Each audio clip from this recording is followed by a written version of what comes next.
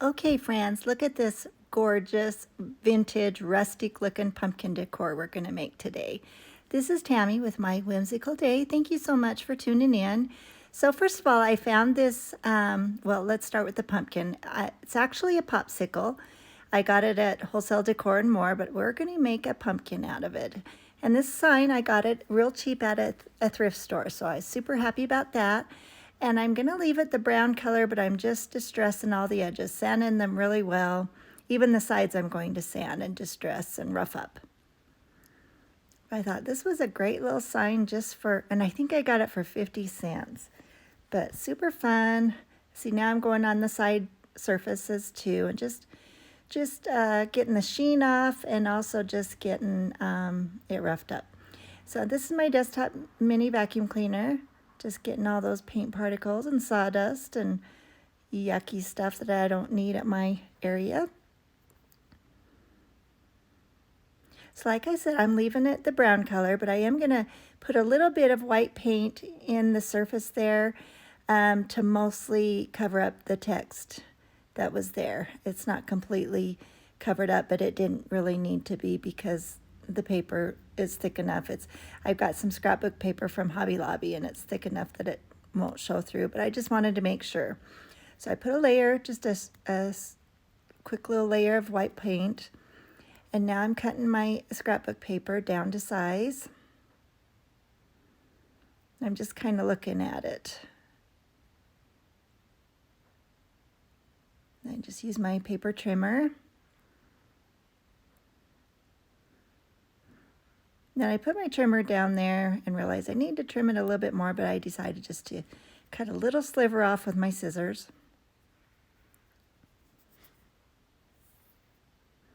And it ended up fitting perfectly.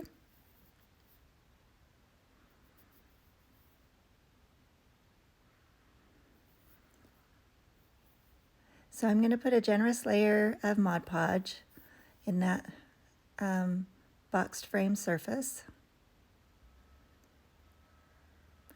Get to the corners and all that, and there was some kind of clumps in it.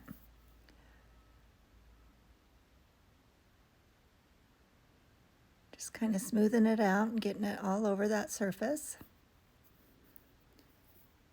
I'm going to distress the edges of the paper with my walnut stain color of Tim Holtz Distressing.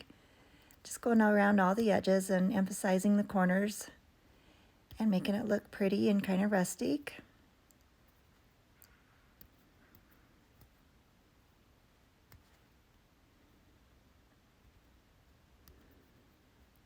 Not doing or going too crazy, just getting it all kind of distressed along the edges.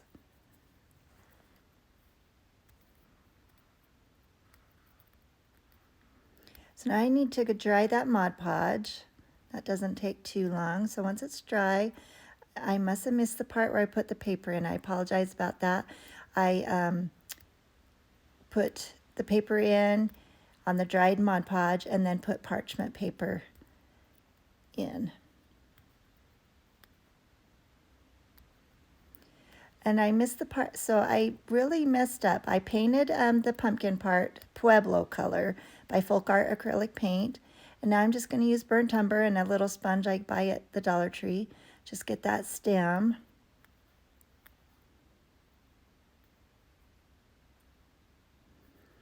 Going to get it really good and dry, and then I'm going to sand it with my little sander all along the edges and also the surface too, going up and down strokes.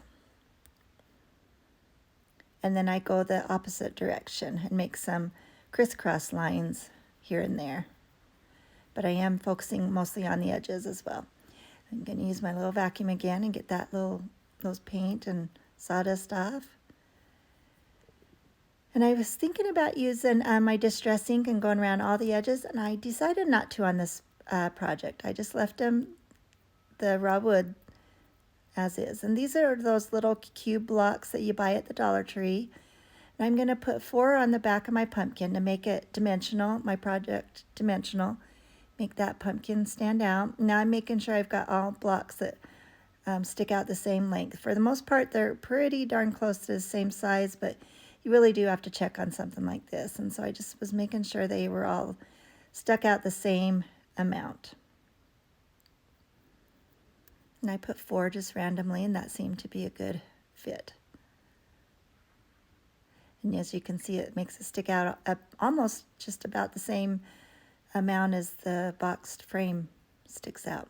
So first I'm just putting a bunch of Spanish moss down at the bottom, so the pumpkin will be sitting in some grass or hay or whatever you want to imagine it being.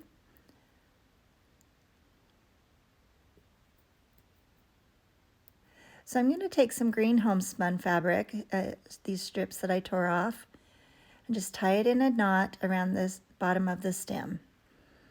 And these are going to be the pumpkin leaves. So I'm trimming them up and making kind of short and making sure they kind of lean upwards. And I'm fraying those edges that I just cut off. And make sure the fabric stays put, so I put a little dab of glue.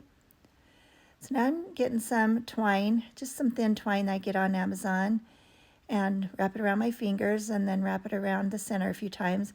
And I realized I wasn't quite ready for that part yet, so I just set it down there. I'm going to use one of my tags I printed on cardstock craft paper, and it was too big, so I'm trimming it down as much as I can.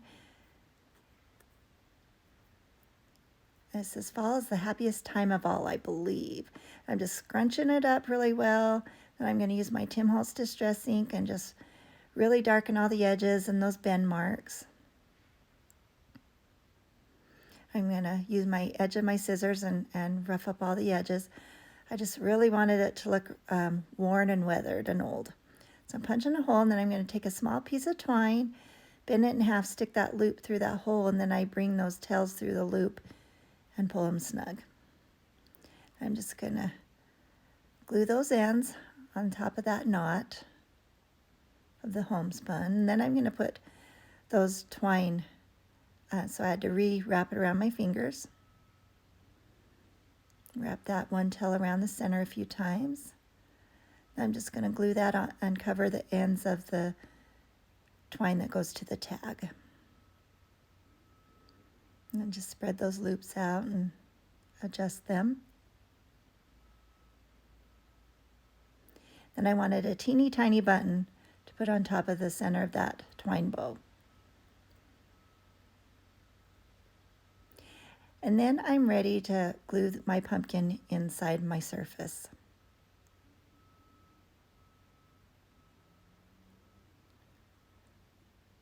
So I'm trimming up that Spanish moss that hangs over.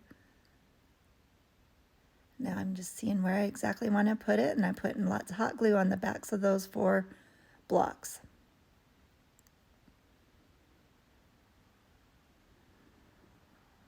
And I'm just loving how it's looking so far. Super cute. So now I'm getting my mini bow dabra, and I'm going to put a piece of twine down that slot, and then I'm just going to layer some black and white ticking fabric. And I've got some kind of a rustic orange and white gingham ribbon, and then some plain kind of mustard yellow ribbon. And I'll just go back and forth between, I'll do the ticking fabric, then the orange ribbon, then some ticking fabric, and then the mustard color ribbon.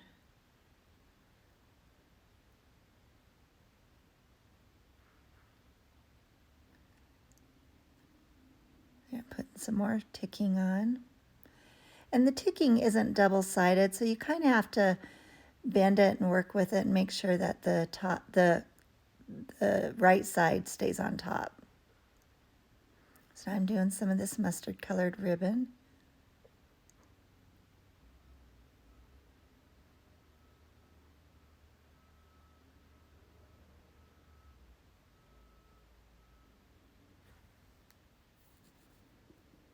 And I'm going to put a little bit of twine on top before I tie that other twine.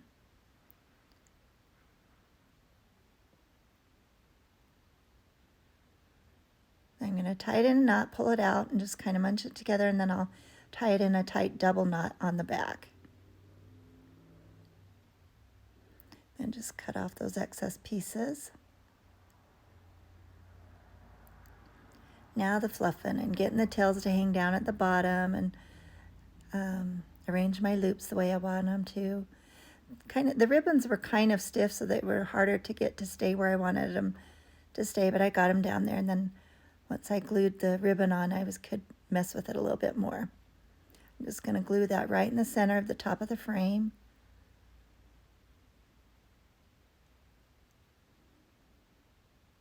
Here's where, while I'm holding it and the glue's drying and setting, I'm just bringing those tails down.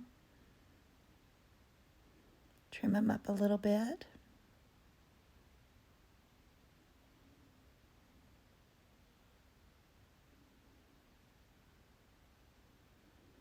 Just arrange, get things to stick where I want them to stay.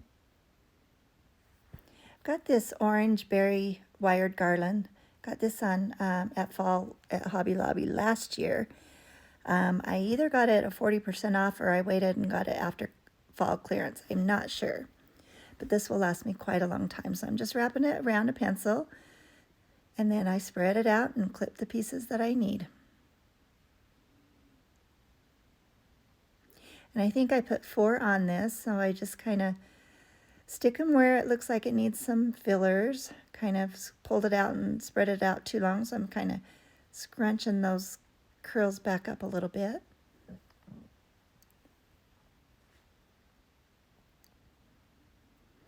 Just gluing that end right underneath the bow, having them sticking out to both sides.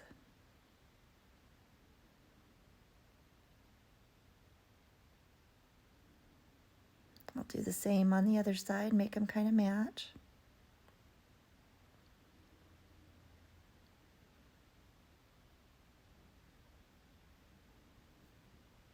Do one more. Then I'm going to get another button, and this is a huge lot of buttons I get on Amazon. There's 200 vintage buttons in all kinds of sizes and shapes and styles. And so I get a bigger, darker one. And then I just use my needle and thread that I keep handy at my area. And I wanted it darkened up a little bit. I didn't want it that stark white. So I just kind of darken it with my distress ink that's on that little dauber. And then I pull it through, and then I tie a teeny tiny little bow on the top, which is kind of hard to work with. My fingers are kind of fumbling, but I get this little bow tied. Then I kind of pull it and arrange it. And I'm going to glue that right in the center of all that big bow. And it's finished. I think it turned out so pretty. I hope this inspires you to make something similar. Thanks for watching. I appreciate the support, and you have a whimsical day.